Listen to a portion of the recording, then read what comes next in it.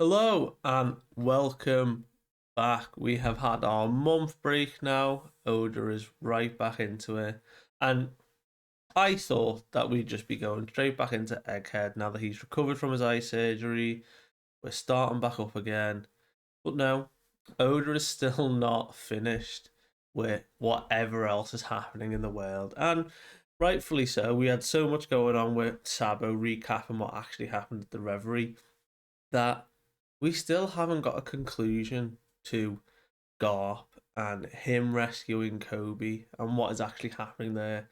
So this chapter is the whole focus on that situation, and I'm so glad we get to see it because if we just left it there, I think it'd be fine. We could have just got another recap later on.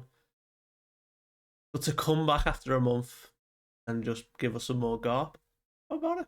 How about it?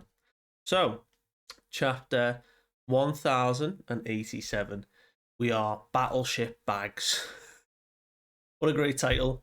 But continuing with cover story requests, we've got our boy Ace back, just chilling with some capybaras. And, they like the warm temperatures, so Ace is just heating them up, keeping them nice and warm in a sort of makeshift hot spring, like a bath. But pretty cute, pretty cool. But we start in the scrapyard of G1. Now, in current time, G1 and Marineford have swapped. So this G1 is the Marineford where we saw the whole fight happen, and the new Marineford is where G1 was. But they are in the scrapyard, and we have Commodore brand new, and he's talking with our two favourite individuals of Full Body and Django. And they are sort of looking through the wreckage of the shipyard, so all these ships that have been decommissioned or not fit for service anymore. And these two warships are covered in dents, a massive dent in the bottom, like a crater. And he's like, yeah, Battleship Bags was what it was called. And he's like, what? And they were used as a punching bag.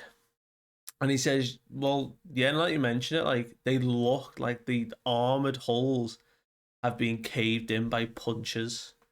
They're like, who is capable of doing this? And there's one with a giant dent in at the forefront, and then another one further back that looks like to have a bit of like ice dripping from it. Caught some cold.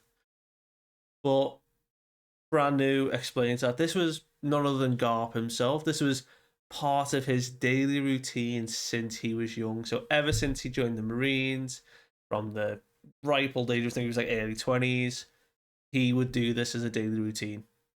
Just punch warships, as you do. But Django's like, wait, he's still doing this to today. And then Full Body points out like the second one in the back. And it's like, oh yeah, well, that was Aokiji. He was Garp's protege before, obviously, Kobe's taken that role now.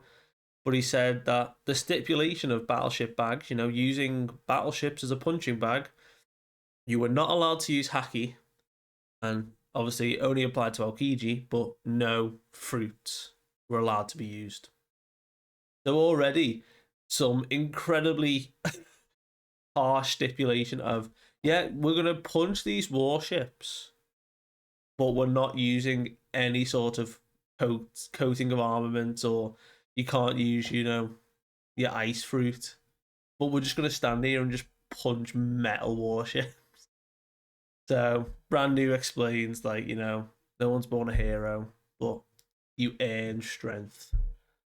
But we jump over to Hachinosu now, and we are immediately greeted by Samwon Wolf being sent absolutely flying, nose dives into the water, and he is out cold and a massive sort of bruise, like cog on his head, and he's just sinking. And they're like, we get people saying like we need to pull him out quick, but how are we actually going to do it? This man's a giant. But Garp was the one to send him flying, and Vasco Shot's even saying like, dude, this is the legendary hero, and he is like glugging down some of his alcohol, his glug glug fruit. We don't actually know how it works. properly yet, but he seems to be like spitting fire, but it's not coming from his mouth necessarily, the fire. He's like creating friction because as he's like breathing, his hands are like clicking almost. So he's using that to ignite the flame. But Garp's reaction to all this is fantastic because he doesn't look phased and he just picks up like three dudes. He's just like, yeah, I've got two in this hand, one in this hand, and just blocks the fire. Just lifts up his arms, unfazed, just watching these three fellas just get incinerated. And we've got Avalo Pizzaro. We've now actually got like eyes in the Hachinosu skull. So we didn't see that last time when he started like taking the shape of, the island fruit. But we've got eyes now where the pupils are. And he's like commentating over like, oh, you need to stop this. You're destroying the island. Like, what's Teach gonna say? But they're gonna burn this place to the ground. But even though Garp is outnumbered still, he is terrifying. He is stood. He's grinning. He's like, he's not going down. We cut to Kujaku on Garp's ship, saying like, all the wounded, all the slaves, they've been rescued. Now they're on board, and Toshigi is currently taking care of Habari in the background. Keeping her like warm because she's obviously got frozen, and they're saying that they need to thaw her out slowly. So it can't be a quick process. And there are people asking about Kobe, saying, is he okay? And we see that it is Garp, Roos, Kobe, and Helmeppo. So the four boys still fighting on the island, still, not pulling out just yet. And Garp's even saying, like, look, you go, we're done here. We'll catch you up. Garp is giving the order, like, look, it's time to go now. We don't want to overstay our welcome. But, Hachinosu lives up to its reputation. There are pirates everywhere. It's called the Beehive for a reason. You poke the beehive, you're going to get a lot of bees coming your way. But when all the smoke clears, Aokiji stood there going, you know what, Garp? I'm not going to let you leave. I told you that. And he's like, oh, Kuzan, you really want to go down this road? You really still want to go? And we've got like Helmeppo still. His blades, he can handle himself, but he's still like sort of panicked, like, oh, like we're doomed here, like this isn't gonna go well. We've got Kobe saying like, these 10 Titanic captains are not to be underestimated. These are heavy fighters in the Blackbeard Pirates.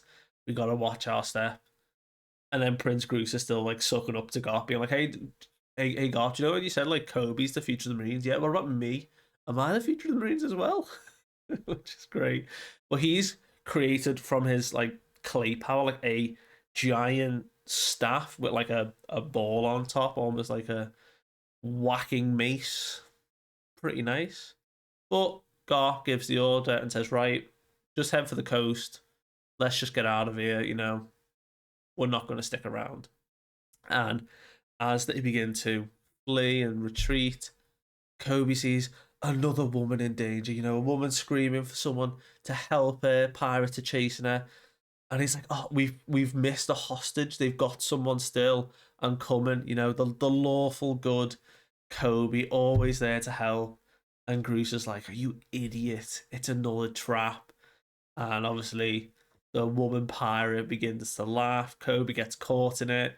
But Garp's observation here is on another level because an invisible attack begins to, strike towards Kobe, and he shoulder barges out the way, and he takes a full sword through like the abdomen, full pierce through, and we see the outline of Shiryu, the man.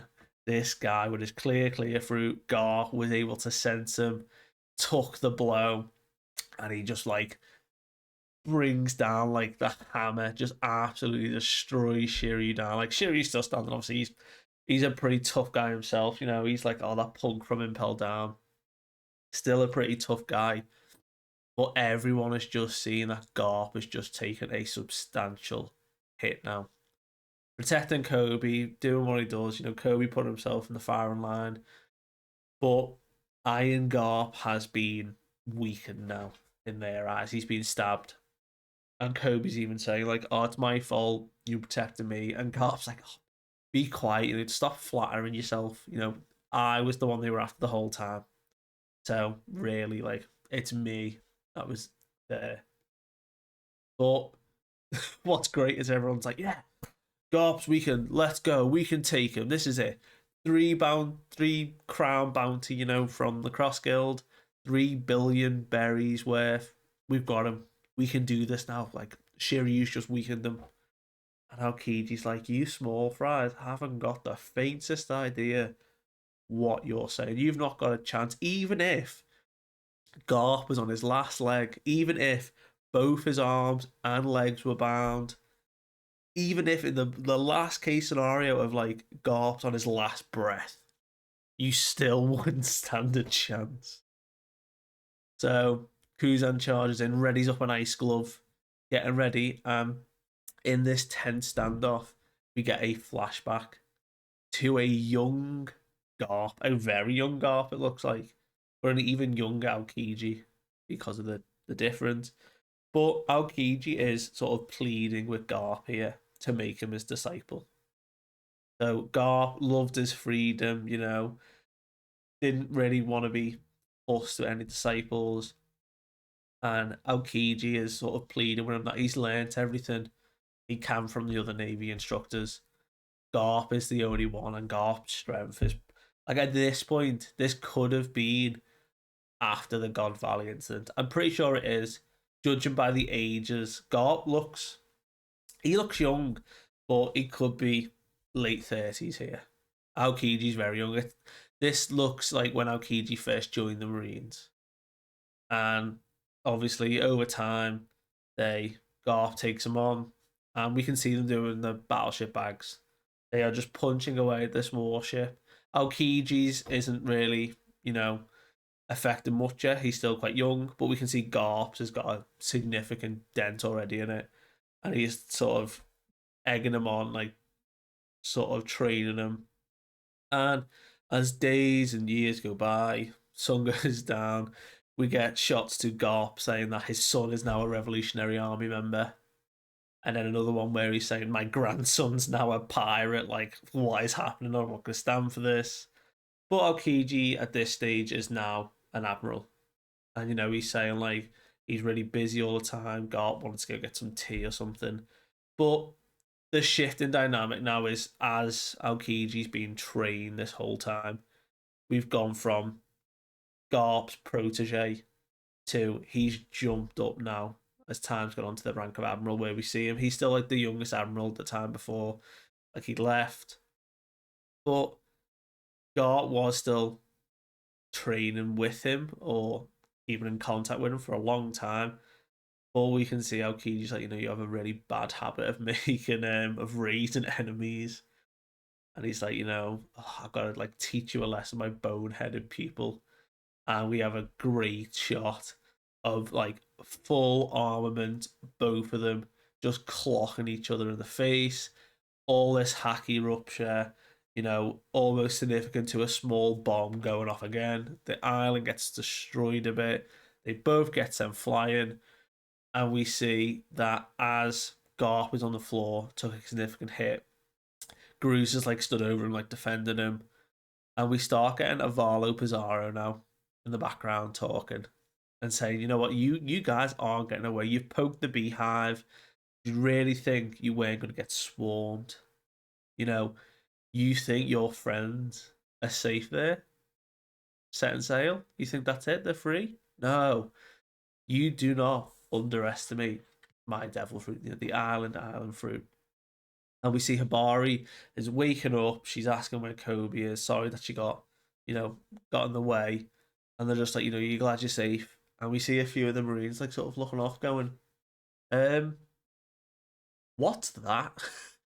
And as they look, we get a shot of Avalo Pizzaro inside that room, inside the skull that we saw initially. And he's a part of like the wood flooring, but it's his main body, we'll say. And he's saying, you know, it's always Blackbeard this, Blackbeard that, blah, blah, blah, blah, blah. It's our time for a crack at the spotlight now. And you know what tomorrow headline is going to be? It's going to be that Vice Admiral Garp and his squad of rising stars failed to rescue the hero Kobe, and it was Avalo Pizzaro, the fourth captain of the Blackbeard pirates, who used his awesome new power to crush these fools.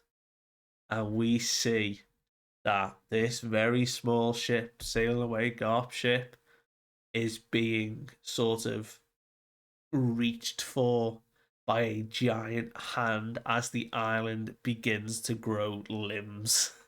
So we're seeing the extent now of what Avalo can do with this island fruit, and my goodness, is it strong. It is a full shot of like the first hand is like going to grab, and it looks like he's got another one coming over from the other end.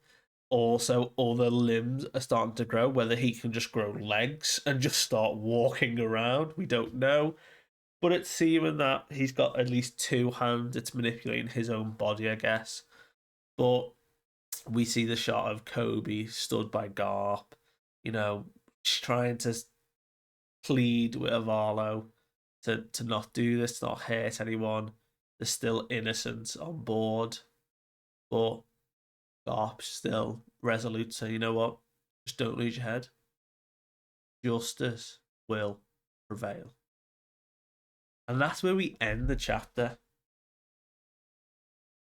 I mean, it's a good ending. We're not got a break next week.